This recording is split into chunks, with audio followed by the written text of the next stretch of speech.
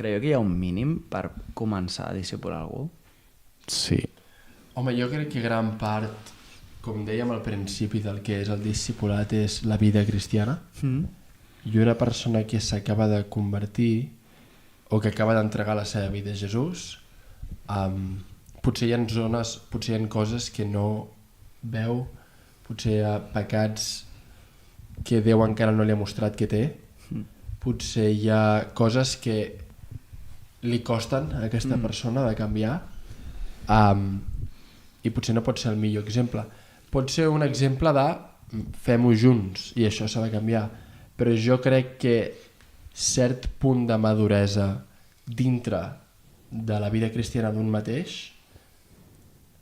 potser no es requereix, però és recomanable per tal de poder ser un bon exemple per la resta.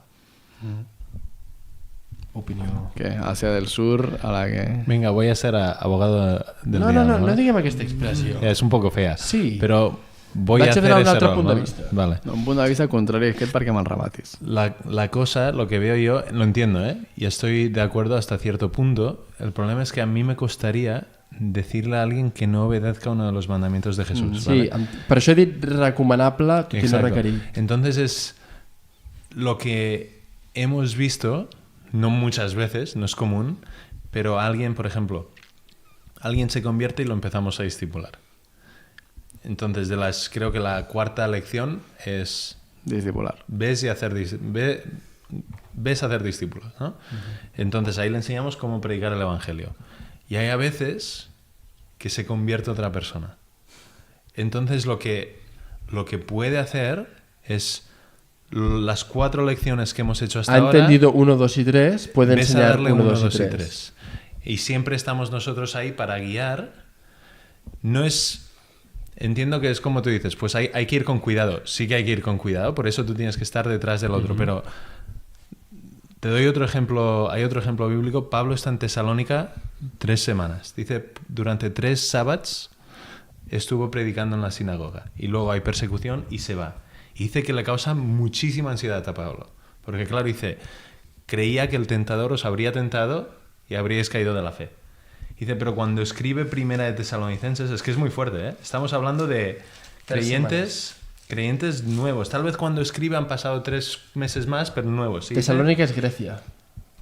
Sí, encima de Grecia. Y dice, de tal manera que habéis sido ejemplo a todos los de Macedonia y de Acaya que han creído, porque partiendo de vosotros ha sido divulgada la palabra del Señor, no solo en Macedonia y Acaya, sino que también en todo lugar vuestra fe en Dios se ha extendido de modo que nosotros no tenemos necesidad de hablar nada.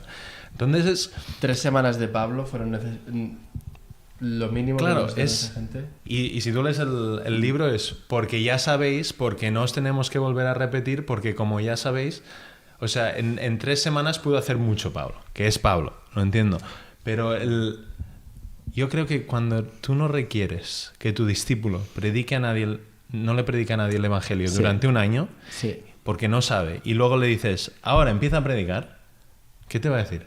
Si no lo he tenido que hacer en un año, ¿por qué tengo que empezar ahora? Entonces estableces un ADN pues de pasivismo.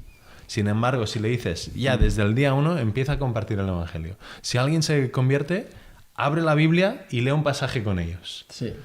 Empezamos a establecer un ADN pues de, en vez de pasivo, activo. Sí. ¿no? Reproducible. Exactament. Sí. Que a més està pensant que o sigui, vivim en un moment on la gent no està preparada per res, perquè per exemple pel bateig hi ha molta gent que és creient però no estoy preparado, que és com, tio, és que no has d'estar preparat, simplement creus per agua i ja està. On està la Bíblia?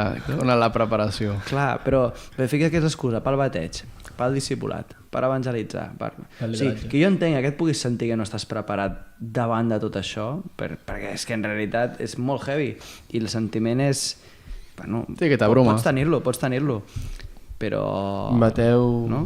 28-20, però jo estaré amb vosaltres fins la fi del món.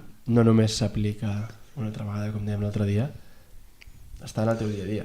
Si t'has convertit, tens l'esperit dintre i Déu viu dintre teu i et donarà la capacitat de fer qualsevol d'aquestes coses. I el tema és que després quan t'hi llences veus que tampoc era para tanto. O sigui, Sí. que era més el sentiment aquest I, que no... i lo gratificant que és.